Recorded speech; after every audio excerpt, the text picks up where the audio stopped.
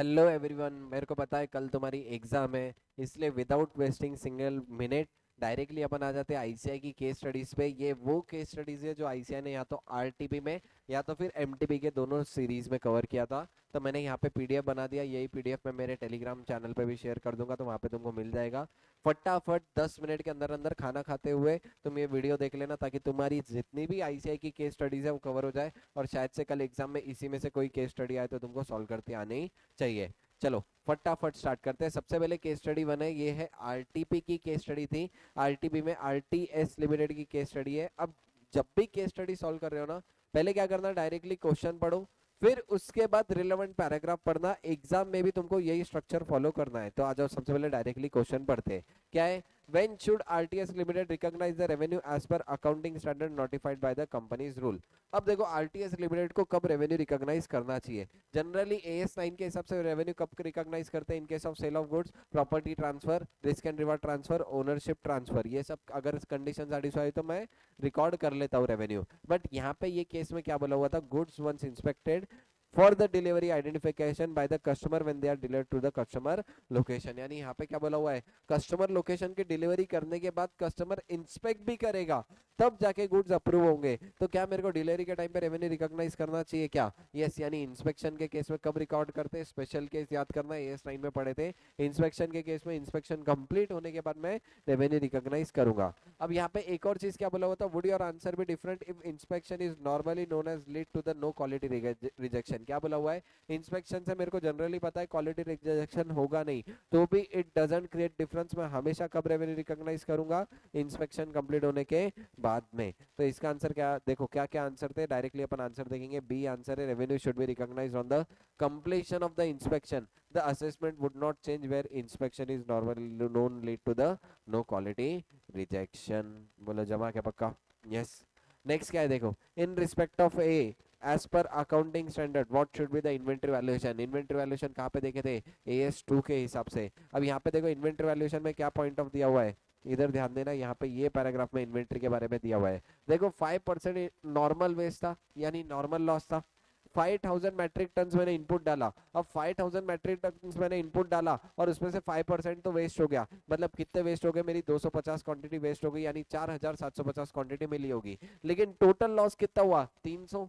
अब normal loss था 250, total loss हो गया 300, यानी एबनॉर्मल लॉस कितना है, 50 क्वांटिटी। अच्छा, मैंने तुमको बोला था एबनॉर्मल लॉस डायरेक्टली कहा जाता, P and L. Abnormal loss को मैं इन्वेंटरी के वैल्यूएशन में कंसीडर करूंगा क्या? नहीं, लेकिन क्या नॉर्मल लॉस को कंसीडर करूंगा क्या? Yes. Cost per metric ton कितना था, 1000। अब देखो 5000 से 1000 यानी 50 लाख रुपए की टोटल कॉस्ट थी। अब ये 50 लाख रुपए की टोटल कॉस्ट कितने यूनिट के लिए हुए, 4750, क्योंकि मैंने नॉर्मल को हटा के कंसिडर करता हूँ, यानी 4750। इसमें से क्लोजिंग इन्वेंटरी में कितना होगा, 4700, यानी ये मल्टीप्लाई करेंगे तो कितना आ जाएगा, 4947368, जो कि ऑप्शन में भी है आंसर डी। अब उसके बाद AS 12 गवर्नमेंट ग्रांट का अकाउंटिंग ट्रीटमेंट पड़ा। गवर्नमेंट ग्रांट के रिलेटेड यहाँ पे दिया हुआ है, देखो क्या है, कंपनी को 8 करोड़ का गवर्नमेंट ग्रांट रिसीव हुआ। अब कंपनी 2 करोड़ रुपए इसमें से डिविडेंड देना चाह रही है। क्या कंपनी गवर्नमेंट ग्रांट में से डिविडेंड दे सकती है क्या? इसका simple answer is no. AS 12 में पढ़े थे, company can not give dividend from the government grant. अच्छा, दूसरा क्या है, यहाँ पे कंपनी को एक लैंड मिली फ्री ऑफ कॉस्ट।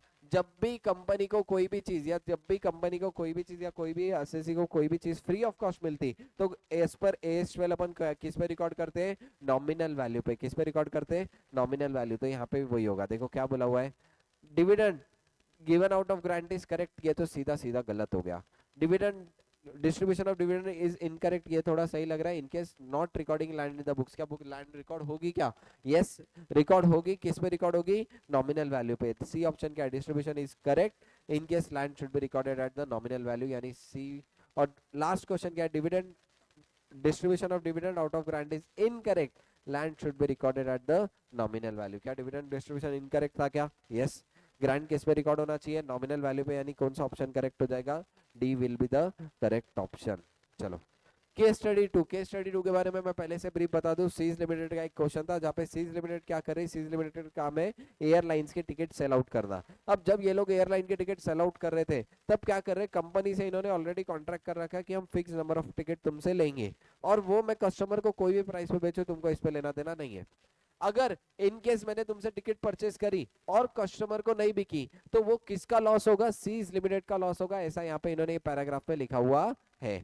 अब देखो सबसे पहली चीज रेवेन्यू रिकॉग्निशन के लिए एक बात बताओ, क्या सीज limited as an agent work कर रहा है या सीज लिमिटेड का खुद का बिजनेस है? तो यहाँ पे मेरे को देखना है क्या रिस्क एंड रिवॉर्ड सीज लिमिटेड के है क्या। इसका आंसर सिंपल यस है, क्योंकि उन्होंने फिक्स टिकट परचेस कर ली। अगर सोल नहीं हुई तो रिस्क एंड रिवॉर्ड किसका होगा, सी का। यानी यहाँ पे सी कोई भी मेरा एजेंट नहीं है, एजेंट नहीं है तो ग्रॉस बेसिस पे रिकॉर्ड करूंगा, net basis, simple is gross basis. लेकिन अगर यही क्वेश्चन में सी लिमिटेड एजेंट होता तो मैं कौन से बेसिस पे रिकॉर्ड करता, नेट बेसिस। लेकिन यहाँ पे करेक्ट क्या आ जाएगा, gross basis will be the correct answer. Next क्या है, फॉरवर्ड कॉन्ट्रैक्ट लिया। अब देखो फॉरवर्ड कॉन्ट्रैक्ट के रिगार्डिंग कहाँ पे दिया हो, यहाँ पे दिया है, company bought the forward contract 1 lakh US dollar payable था। अब यहाँ पे 1 लाख US डॉलर पेएबल था।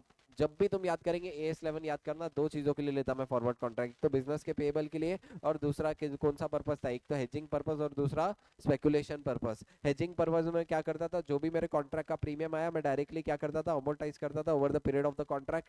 अगर मेरा स्पेकुलेशन का पर्पस है तो मैं उसका डायरेक्टली गेन और लॉस कब रिकॉर्ड करता था, सेटलमेंट। यहाँ पे मेरा क्या पर्पस होगा, यहाँ पे मेरा पर्पस होगा हेजिंग। हेजिंग का पर्पस है तो मेरा जो भी प्रीमियम आएगा प्रीमियम को मैं क्या करूंगा, amortise over the period of the contract. तो देखो यहाँ पे क्या है, डी ऑप्शन क्या दिया हुआ है, premium on the contract will be amortise over the life of the contract, यानी D is the correct answer.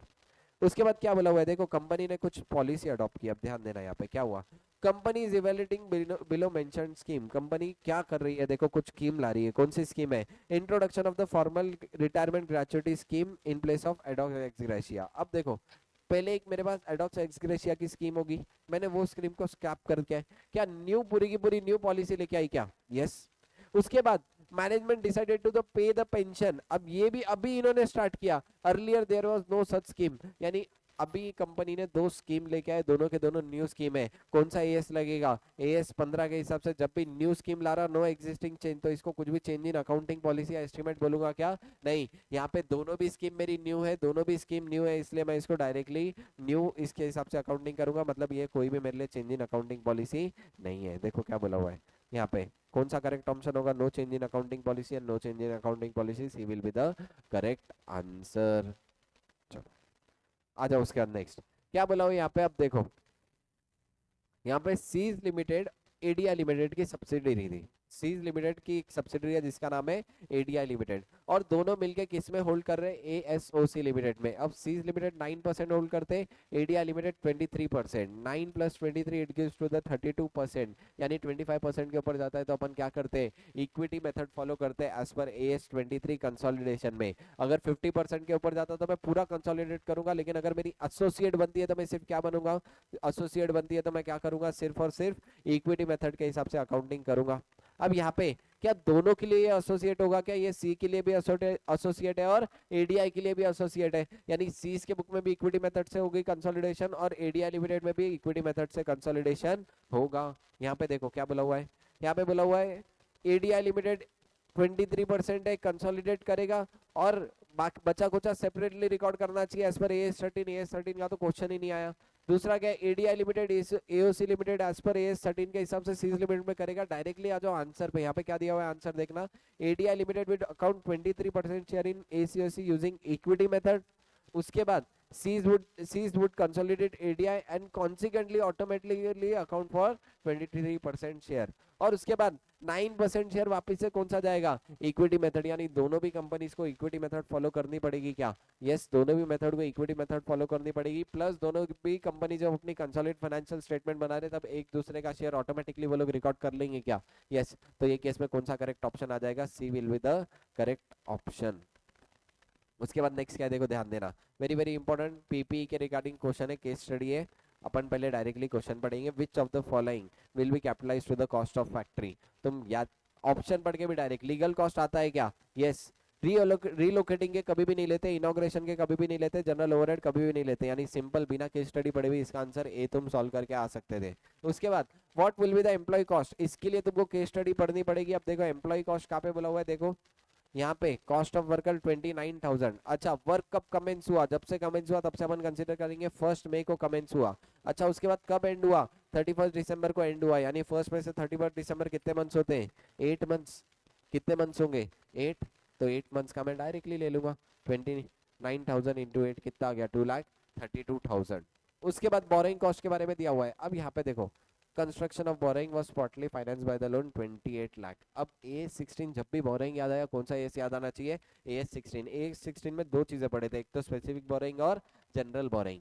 ये केस में कौन सी वाली बोरिंग होगी, मेरे को बोलो, ये केस में कौन सी बोरिंग होगी, मेरी स्पेसिफिक बोरिंग होगी। स्पेसिफिक बोरिंग के केस में क्या लेता, मैं डायरेक्टली इंटरेस्ट ले लूंगा और उसमें से क्या माइनस करूंगा, इन्वेस्टमेंट पे जो इनकम रिसीव हुई वो। अब मैंने लोन कब लिया, 1 अप्रैल, तो 1 अप्रैल से ही कैपिटलाइज होगा क्या, यस। लेकिन कब तक कैपिटलाइज होगा, जब तक बिल्डिंग कंप्लीट नहीं हो जाती, मतलब 31 दिसंबर। यानी 28 लाख पे 9% कितने मंथ्स का कैपिटलाइज होगा, 9/12। लेकिन इसमें कुछ इनकम भी हुई है क्या, यहाँ पे बोला हुआ था 25,000 नेट प्रोफिट से इनकम हुई, यानी 25,000 लेस कर देना। तो इसका आंसर क्या आ जाएगा, इसका आंसर आएगा तुम्हारा 1,64,000, जो कि ऑप्शन डी के हिसाब से कैलकुलेट करके तुम देख सकते हो। अब ये वाला very very very very important part है, ध्यान देना। कैरिंग अमाउंट निकालने बोला है मेरे को, किसकी, शुभम लिमिटेड में फैक्ट्री की। अब कैरिंग अमाउंट निकालने के लिए तुमको सबसे पहले कॉस्ट ऑफ फैक्ट्री भी चाहिए। अब कॉस्ट ऑफ फैक्ट्री कैसे आएगी, देखो, सबसे पहले 30 लाख की लैंड परचेस ली आएगा, 2 लाख की लीगल कॉस्ट आएगी, preparation of levelling of land 80,000 आएंगे, एम्प्लॉयमेंट कॉस्ट 8 मंथ्स के हिसाब से 29,000 आएगा, परचेस ऑफ मटेरियल आएगा, रीलोकेटिंग के खर्चे अपन कभी भी लेते क्या, नहीं, इनॉग्रेशन के खर्चे नहीं लेते, ओवरहेड कोई भी केस में रहो अपन कभी भी लेते, कंसीडर करते हैं क्या, नहीं। तो अगर इन सब का टोटल करो, प्लस बोरिंग कॉस्ट भी ले लेना, यहाँ पे बोरिंग कॉस्ट भी थी क्या, यस, तो बोरिंग कॉस्ट भी ले लेना, टोटल तुम्हारी कॉस्ट आ जाएगी, यहाँ पे मैंने दिया हुआ डिस्ट्रीब्यूशन 58 लाख। अब 58 लाख में मेरे को बताओ, लैंड डिप्रिसिएट होता है क्या कभी भी, नहीं, लैंड कभी भी डिप्रिसिएट नहीं होता, land is not a depreciating asset, इसलिए 30 लाख इसके बाजू कर दो। अब उसके बाद एक और एडजस्टमेंट क्वेश्चन में बोला था, क्या बोला था, देखो यहाँ पे पढ़ना, क्या है, यहाँ पे दो कंपोनेंट है। अब जब भी कोई एक पर्टिकुलर पीपी में दो कंपोनेंट होते हैं, कंपोनेंट अकाउंटिंग के हिसाब से दोनों के डिप्रिसिएशन अलग अलग से कैलकुलेट करूंगा क्या, यस। यहाँ पे क्या बोला हुआ है, एक रूफ है उसकी 25% कॉस्ट है और उसकी यूजफुल लाइफ है 20 ईयर, बची कुछ बिल्डिंग की कितनी ईयर यूजफुल लाइफ है, 40 ईयर, यानी दो पार्ट हो गए, 25% की 20 ईयर यूजफुल लाइफ और बचे हुए की 75% की यूजफुल लाइफ कितनी हो जाएगी, 40 ईयर, दोनों को अलग अलग कर दो। देखो 28 लाख में से 25% निकाला 7 लाख आया, 75% निकाला 21 लाख आया। अब 21 लाख को 40 साल के हिसाब से डिप्रिसिएट करूंगा, कितने मंथ्स का डिप्रिसिएशन होगा, दिसंबर में तो भाई बिल्डिंग कंप्लीट हुई, यानी जनवरी फरवरी मार्च 3 महीने बिल्डिंग यूज में आई, even if put to use हुआ या नहीं हुआ, मैं 3 महीने का डिप्रिसिएशन कैलकुलेट करके चार्ज करूंगा क्या, यस, यानी इंटू 3/12। उसके बाद रूफ के ऊपर भी कितने मंथ्स का डिप्रिसिएशन लगा दो, 7 लाख डिवाइड बाय 20 इंटू 3/12, 8750। तो इसकी दोनों की कॉस्ट अब तीनों को टोटल कर दो, 30 लाख प्लस 691250 प्लस 2086 7875। तो ये तीनों का टोटल करेंगे तो इन तीनों का टोटल कौन कितना आ जाएगा, 5778,125। वेरी वेरी इंपॉर्टेंट, कंफ्यूजन होगा, बहुत लोगों ने गलती से लाइन पे भी डेप्रिसिएशन कैलकुलेट कर दिया होगा या 25% वाली एडजस्टमेंट मिस कर दिए होंगे। यानी एक तरीके से अगर न्यूमेरिकल बेस्ड केस स्टडी है तो तुम न्यूमेरिकल जहाँ पे भी नंबर है वहाँ पे तुमको केस स्टडी पूरी पढ़नी पड़ेगी, लेकिन जहाँ पे हाँ कचरा भरा हुआ है, जहाँ पे इंट्रोडक्शन है, कुछ तो भी ऐसे हवाबाजी कर रहे हैं, हवाबाजी को इग्नोर कर सकते हो, लेकिन जहाँ पे भी न्यूमेरिकल डेटा है वहाँ पे तुमको पूरा अच्छे से पढ़ना पड़ेगा क्या, यस, ताकि अगर एक भी फिगर हो गया तो डायरेक्टली ये तुम्हारा इसमें से आंसर गलत हो जाएगा। चलो बायबैक करना है, बायबैक के लिए कितने टेस्ट थे, 3 टेस्ट थे, अगर तुमको बायबैक याद आ रहा होगा तो 3 टेस्ट होगा। ये same question as it is उन्होंने क्वेश्चन नंबर 10 मॉड्यूल का है, अगर क्वेश्चन नंबर 10 मॉड्यूल का जाके चेक करेंगे तो एज इट इज क्वेश्चन है। यहाँ पे देखो 1,25,000 शेयर थे, उसका 25% यानी शेयर आउटस्टैंडिंग टेस्ट के हिसाब से 31250 ले सकते हैं। उसके बाद रिसोर्स टेस्ट के हिसाब से paid up capital 1250, free reserve थे 1875 के, टोटल आ गए 3175, इसमें से 25% डिवाइड बाय 20 करूंगा तो 39062 आ गया। उसके बाद डेब्ट टू इक्विटी टेस्ट में मैंने तुमको बोला था, डेब्ट टू इक्विटी टेस्ट में डायरेक्टली यहाँ पे मैंने वर्किंग लगा दी है, ये वर्किंग रेफर कर सकते हो। अब देखो कैसा था, डेब्ट टू इक्विटी टेस्ट में लोन फंड निकालो, मिनिमम इक्विटी, फिर उसके बाद यहाँ पे तुमको एक इक्वेशन फॉल करके अमाउंट निकालनी पड़ेगी, जो कि यहाँ पे कितनी आई थी 28,37,500, और इसके बेसिस पे तुम नंबर ऑफ शेयर जब निकालेंगे तो इसका आंसर आएगा 28,750, एज इट इज मॉड्यूल का क्वेश्चन है। अच्छा 3 टेस्ट में अब मैक्सिमम नंबर ऑफ शेयर तीनों का लोअर लेंगे, 28,750, 39,062 और 31,250, तीनों का लोअर कितना आएगा 28,750, तो इसका आंसर भी क्या रहेगा 28,750। उसके बाद मार्स लिमिटेड, डायरेक्टली पहले आ जाओ क्वेश्चन पे, विच of the following expense can not be included in the cost of plant, क्या क्या नहीं आएगा, देखो कॉस्ट ऑफ लैंड आता है क्या, यस, मटेरियल लेबर आएगा, हेड ऑफिस एक्सपेंस नहीं आते क्या, नहीं, बोरिंग कॉस्ट आता है, यानी C is the correct answer. उसके बाद how much borrowing cost can be capitalise with the plant, अब देखो कंपनी ने कितने बोरोड किए 25 लाख, 12% पर एनम पे 1 अप्रैल 2023। वापिस से स्पेसिफिक होगा कंपनी ने किसके लिए किया, कंस्ट्रक्शन ऑफ वर्क प्लांट के लिए किया। अब यहाँ पे क्या हुआ था देखो, कंस्ट्रक्शन एक्टिविटी इंटरप्ट हो गई क्योंकि लोकल पीपल ने क्या कर दी, हड़ताल कर दी। अब A16 जहाँ पे याद आया होगा, बोरोइंग कॉस्ट के केस में एक्टिविटी रुक जाती है तो मेरे को borrowing cost cease to be capitalise होगा। अब इसमें दो चीजें थी, कंस्ट्रक्शन सीज या कंस्ट्रक्शन या जो भी मैं बना रहा था preparation cease due to normal reason हुआ या एबनॉर्मल रीजन हुआ। अगर एबनॉर्मल रीजन की वजह से हुआ तो कैपिटलाइजेशन सीज कर देता मैं, अगर नॉर्मल रीजन की वजह तो कैपिटलाइजेशन सीज नहीं होता। यहाँ पे कौन सा रीजन था, लोकल पीपल ने हड़ताल कर दी, ये दिस वाज द कौन सा, एबनॉर्मल रीजन। अब यहाँ पे क्योंकि एबनॉर्मल रीजन है तो कंस्ट्रक्शन सीज हो जाएगा, मतलब बोरोइंग कॉस्ट कैपिटलाइजेशन सीज होगा, लेकिन कब से, 1 नवंबर से। अब ये इशू कब सॉल्व हुआ था, नीचे आके देखेंगे, इशू सॉल्व हुआ 28 फरवरी। इशू सॉल्व हुआ 28 फरवरी, यानी 4 महीने काम रुका हुआ था। 4 महीने काम रुका हुआ, 12 में से 4 हटा दो, कितने महीने के लिए कैपिटलाइज करूंगा, 8 महीने के लिए। तो वही यहाँ पे 25 लाख का 12% इंटू 8/12 कितना आ जाएगा, 2 लाख। उसके बाद टोटल कॉस्ट ऑफ प्लांट निकालने बोला था, देखो 50 लाख ले लो डायरेक्टली, ऊपर क्वेश्चन में दिया हुआ रहेगा यहाँ पे, ठीक है, 50 लाख। उसके बाद 30 लाख 35 लाख के डायरेक्ट मटेरियल आएंगे। एक्सपेंसेस इनकर फॉर हेड ऑफिस आएगा क्या, नहीं। उसके बाद बोरिंग कॉस्ट अपन ने ऑलरेडी निकाल रखी है, और यहाँ पे 6 लाख कंपनी का लिटिगेशन सेटल करने के लिए दिया। क्या ये मेरे लिए इंपॉर्टेंट था क्या, यस डायरेक्ट रिलेटेड था क्या, यस। तो ये 6 लाख भी आना चाहिए, देखो 50 35 6 और 2 लाख बोरिंग कॉस्ट की, यानी कितना आ गया था टोटल, 93 लाख इसका आंसर आ जाएगा। उसके बाद अमाउंट ऑफ डिप्रिशिएशन निकालना है। अब देखो यहाँ पे मशीनरी 31 मार्च को तो बनी है, 31 मार्च को बनी है, बनते ही डिप्रिशिएट करूंगा क्या, नहीं, इसलिए नो रेडी फॉर यूज, इसलिए नो डिप्रिशिएशन, यानी इसका आंसर आ जाएगा नील। उसके बाद देखो लास्ट केस स्टडी क्या है, वेरी वेरी इंपॉर्टेंट, AS3 की केस स्टडी है कैश फ्लो स्टेटमेंट के हिसाब से। अब यहाँ पे देखो, bill of finance company, bill of finance company मतलब इनका बिजनेस ही फाइनेंस में देना है, फाइनेंस में देना है मतलब इंटरेस्ट इनके लिए क्या होगी, इंटरेस्ट कौन सी एक्टिविटी होगी, फाइनेंसिंग एक्टिविटी या ऑपरेटिंग एक्टिविटी, ऑपरेटिंग एक्टिविटी। तो इंटरेस्ट इनकम इन्होंने जो लिया वो ऑपरेटिंग एक्टिविटी या फाइनेंसिंग, तो सिंपल आंसर क्या आएगा, ऑपरेटिंग, क्योंकि यहाँ पे कंपनी क्या थी, फाइनेंस लिमिटेड, जिनका काम था लेंडिंग लोन। अब इनके लिए देखो 20 लाख जो अर्न किया वो भी कौन सा होगा, ऑब्वियसली कौन सा होगा, ऑपरेटिंग एक्टिविटी। क्यों, क्योंकि यहाँ पे इनका बिजनेस ही किसका है, लोन पे देना, लोन पे लेना। अब यहाँ पे इन्होंने gold loan acquire, gold loan किसी और कंपनी से एक्वायर किया, क्वेश्चन में बोला हुआ था, देखो यहाँ पे गोल्ड लोन इन्होंने एक्वायर किया। एक बात बताओ, गोल्ड लोन ये कंपनी के लिए एक तरीके से एसेट है या इन्वेस्टमेंट है, obviously it is an asset, asset है, इसलिए कौन सी एक्टिविटी आ जाएगी बोलो, सॉरी ये फाइनेंसिंग का पार्ट है या इन्वेस्टिंग का पार्ट है, एक तरीके से गोल्ड लोन लेना इन्वेस्टिंग का पार्ट है, इसलिए किसका आ जाएगा, cash flow from the investing activity. उसके बाद एट लास्ट क्या बोला था, 75 लाख का टैक्स पेड, टैक्स पेड कौन से का होगा, ऑब्वियसली टैक्स पेड किया मतलब ऑपरेटिंग एक्टिविटी। उसके बाद एक चीज बोली हुई है वेरी इंपॉर्टेंट, ध्यान देना, इन्होंने कितने का लोन दिया, 15 करोड़ का लोन दिया होली ओन सब्सिडरी को फ्री ऑफ कॉस्ट। अब देखो होली ओन सब्सिडरी को 15 करोड़ का फ्री ऑफ कॉस्ट दिया, इसके बारे में डिस्क्लोजर कौन से एएस के हिसाब से देना चाहिए, क्या AS3 रिलेटेड पार्टी के बारे में डिस्क्लोजर का बोलता है क्या, नहीं। AS3 में कहीं पे भी ऐसा लिखा हुआ नहीं है कि डिस्क्लोजर तो अगर फ्री ऑफ कॉस्ट लोन दिए, ऐसा कहाँ पे लिखा हुआ है, AS18 में लिखा हुआ है, कहाँ पे लिखा हुआ है, AS18, इसलिए B is the correct answer. Related party disclosure वाला डिस्क्लोजर बेस्ड एएस था, उसका पॉइंट तुमको यहाँ पे कनेक्ट करना था, ठीक है। उसके बाद case study 7, it is same वही टेस्ट वाली केस स्टडी है जहाँ पे तुमको 3 टेस्ट लगाने हैं बायबैक के, वेरी इंपॉर्टेंट। एमटीबी में 2 बार बायबैक के रिपीट हुए, प्लस पीपी का क्वेश्चन 2 बार रिपीट हुआ है, यानी एग्जाम में पीपी और बायबैक वाला क्वेश्चन आता है। अगर तुमको इक्वेशन साइमल्टेनियस इक्वेशन नहीं जम रहा तो करके जाओ, एग्जाम में आने के बहुत ज्यादा चांसेस है। अब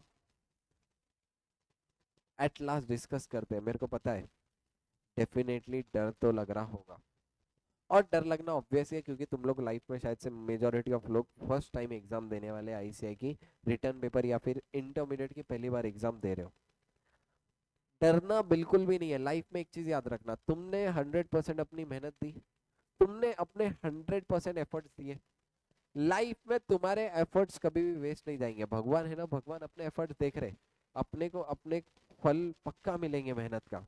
मेहनत कभी भी लाइफ में वेस्ट नहीं जाती। तो जितना तुम स्ट्रेस लेंगे उतना तुम्हारी परफॉर्मेंस पे इफेक्ट करेगा। तो रेदर देन स्ट्रेस लेने से अच्छा आज अपन क्या फोकस करना है, अपने को मैक्सिमम चीजें यहाँ से लेके कल सुबह उठो, कल सुबह जल्दी उठ के मैक्सिमम चीजें रिवाइज करने का कोशिश करो, और जितना हो सके पढ़ के जाओ। क्योंकि रेदर देन टेंशन लेस जगह ऐसा हो सकता है एक क्वेश्चन तुम ज्यादा पढ़ के गए, वही क्वेश्चन एग्जाम में आ गया और तुमको सॉल्व करने में आसानी हुई। इसलिए डरना बिल्कुल भी नहीं है, टेंशन बिल्कुल भी मत लो, एकदम रिलैक्स रहो। जितना रिलैक्स रहोगे उतना तुम बेटर परफॉर्मेंस दे पाओगे। ठीक है, कुछ एग्जाम टिप्स यहाँ पे तुम्हारे लिखे हुए, देखना क्या है क्या है, डिस्कस करते हैं अपन फटाफट क्विकली। सबसे पहले, सर अगर पेपर हार्ड आया तो क्या? एक बात बोलूं, पेपर कितना भी हार्ड आने दो, स्टिल पेपर 60 to 80 मार्क्स का इजी रहेगा। इसलिए हमेशा कौन से क्वेश्चन से स्टार्ट करना, जो क्वेश्चन सबसे इजी है। अगर पेपर टफ है तो वो केस में पेपर पूरे क्लास के लिए टफ है, पूरे इंडिया के लिए टफ है। तो तुम्हारी सिचुएशन अलग नहीं है दूसरों से, लेकिन वो केस में जीतेगा कौन? जो अच्छा पेपर प्रेजेंट करेगा। अच्छा पेपर प्रेजेंट करेगा मतलब इनिशियली जिसके आंसर्स राइट होंगे। यानी तुम कौन से क्वेश्चन से स्टार्ट करना, जो क्वेश्चन इजी है, जो क्वेश्चन तुमको लगा है, देखा हुआ है, वो क्वेश्चन से लिखना स्टार्ट कर दो। एग्जाम में इट इज क्वाइट पॉसिबल ऐसा हो गया एक पॉइंट के बाद ब्लैंक हो गए, जब भी वो पॉइंट पे ब्लैंक हो गए, वो क्वेश्चन छोड़ो, वो क्वेश्चन स्टार्ट करो जो क्वेश्चन सबसे इजी है, जो क्वेश्चन तुमको आ सकता है, वहां से स्टार्ट करना, आगे वाली चीजें ऑटोमेटिक बनती जाएगी। उसके बाद, सर एमसीक्यू कब सॉल्व करें? मेरे हिसाब से, मेरे परसेप्शन से, पहले 1 घंटे में तुम्हारे मिनिमम 2 क्वेश्चन या 2.5 question, 3 question, majority of question अच्छा खासा बर्डन हो जाना चाहिए, क्योंकि इनिशियली तुम इजी वाले क्वेश्चन करेंगे। एमसीक्यू फिर मिड में हाथ लो, मिड में हाथ लगाओ, एमसीक्यू मिड में सॉल्व करना, और फिर उसके बाद वापस से पेपर ले लेना। तो एटलीस्ट तुमको जब एमसीक्यू सॉल्व करेंगे एक चीज माइंड में क्लियर रहेगी कि भाई ठीक है, अपना अच्छा खासा क्वेश्चन पोर्शन ऑलरेडी कवर हो चुका है। वाटर बॉटल लेके जाना, क्योंकि मे अटेम्प्ट है, बहुत ज्यादा धूप है, बहुत ज्यादा गर्मी है, हर सेंटर पे यही हाल है। ठीक है, अब आईसीआई सेंटर पे एसी तो लगा नहीं सकता, स्टिल सेंटर्स पे कूलर लगे होंगे, स्टिल पानी बॉटल लेके जाओ, ताकि अगर बहुत ज्यादा धूप लगे कुछ हो तो तुम्हारे साथ पानी बॉटल अवेलेबल हो। खुद की पानी बॉटल लेके जाना। कोई भी सिचुएशन में पैनिक होना ही नहीं है, कितना भी कुछ भी होने दो, तुमको कामनेस रखना है। और एक चीज ध्यान रखना कि भाई पेपर तुम लिख सकते हो और तुम्हारा इजीली क्रैक कर सकते। तो कोई भी पॉइंट पे पैनिक मत होना, जब भी पैनिक हो गई 2 मिनट का पॉज लो, एक घूंट पानी पियो, और वापस से वो क्वेश्चन से स्टार्ट करो जो क्वेश्चन सबसे इजी है। सर फॉर्मेटिंग हमको नहीं आती, क्या करें? Do not waste the time in the formatting. Formatting में टाइम वेस्ट करना ही नहीं है। स्केल तभी उठाओ जब तुमको लगता है बहुत ज्यादा necessary, otherwise don't use even the scale. Next क्या है? Present your answer as per your convenience. बहुत लोगों को क्या लगता है, सर हमने एएस पढ़ लिए, लेकिन मेरे को एएस की लैंग्वेज में लिखने नहीं आएगा, या जैसे मॉड्यूल में लिखा हुआ है वैसे लिखने नहीं आएगा। एक बात सिंपल बताऊं, एज इट इज मॉड्यूल का आंसर एग्जामिनर तुमसे एक्सपेक्ट भी नहीं करता। एग्जामिनर एक सिंपल चीज एक्सपेक्ट कर रहा है कि क्या बेस्ट चीज क्या होनी चाहिए, एग्जामिनर एक ही चीज एक्सपेक्ट करता है कि भाई तुम्हारा कंक्लूजन मैच होना चाहिए। तो तुमको तुम्हारी कन्वीनियंस से प्रेजेंट करना है, तुमको जो आता वो लिख के आओ। जरूरी नहीं है मॉड्यूल का एज इट इज छाप के लिख के आओ, लेकिन अगर तुम्हारे कॉन्सेप्ट सही रहे तो तुमको मार्क्स पूरे के पूरे मिलेंगे। उसके बाद वेरी वेरी इंपॉर्टेंट चीज, शायद से तुम्हारे लिए एमसीक्यू है तो शायद से फर्स्ट टाइम होगा, इसलिए ध्यान रखना, एमसीक्यू पेंसिल से तुमको सॉल्व करने पड़ेंगे। पेंसिल में भी वो एक्स्ट्रा डार्क वाली एक पेंसिल आती है, वो पर्टिकुलरली वो पेंसिल लेके जाना, और एमसीक्यू तुमको पेंसिल से ही सॉल्व करने हैं। बहुत लोग ऐसा होता है गलती से पेन से लेके आते हैं, बाद में उनका रिजल्ट विथेल्ड हो जाता है। इसलिए एमसीक्यू तुमको पेंसिल से सॉल्व करने, पेंसिल से ट्राई करना। और जो क्वेश्चन पेपर है, क्वेश्चन पेपर भी तुम वर्किंग वगैरह लिखना चाह रहे हो तो लिखो, लेकिन पेंसिल से लिखो, ताकि किसी को ऑब्जेक्शन हो तो वहीं का वहाँ इरेज कर सको। इरेजर, पेंसिल, स्केल, पेन, ये सब चीजें कैरी करो, और कैलकुलेटर भी कैरी करना। 15 minute reading time efficiently utilise करने। एफिशिएंटली कैसे यूटिलाइज करेंगे? देखो, क्वेश्चन नंबर 1 कंपलसरी होगा, एमसीक्यू वो टाइम पे पढ़ नहीं सकते, यानी रिमेनिंग जो 5 क्वेश्चन है, रिमेनिंग 5 में से कौन से 4 क्वेश्चन अटेम्प्ट करने, ये पहले से फिक्स कर लो। 15 मिनट में अगर जो क्वेश्चन हार्ड है वो स्किप कर दिया, 4 क्वेश्चन कौन से करने हैं सेलेक्ट हो गया, यानी तुम्हारा एफिशिएंटली टाइम यूटिलाइज हुआ। उसके बाद वॉच लेके जाना, टाइम टू टाइम टाइम देखते रहो कितना टाइम बचा है, ताकि तुमको पता रहे इतने मिनट में इतना टाइम खत्म होगा। और हॉल टिकट कैरी करना, बहुत लोग हॉल टिकट ही लेके जाना भूल जाते हैं। सर तुमको एग्जाम में कोई हॉल टिकट नहीं देगा, वहां पे तुमको तुम्हारा हॉल टिकट प्रिंट आउट करके लेके जाना है, इसलिए आज के आज हॉल टिकट की प्रिंट आउट मंगा लो और वो लेके जाओ।